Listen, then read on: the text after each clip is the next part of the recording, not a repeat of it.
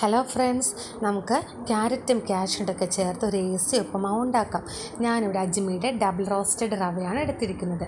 അതിനാവശ്യമായിട്ട് പച്ചമുളക്, വേപ്പില, ഇഞ്ചി, സവാള, ക്യാരറ്റ്, കാഷ്യൂനട്ട് ഇതെല്ലാം കട്ട് ചെയ്ത് വയ്ക്കാം.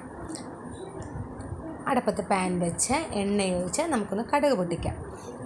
അതിലേക്ക് കട്ട് ചെയ്ത് വെച്ചിരിക്കുന്ന സവാളയും പച്ചമുളക്, വേപ്പില, ഇഞ്ചി ഇതെല്ലാം ചേർത്ത് ജസ്റ്റ് ഒന്ന് വഴറ്റിയെടുക്കാം.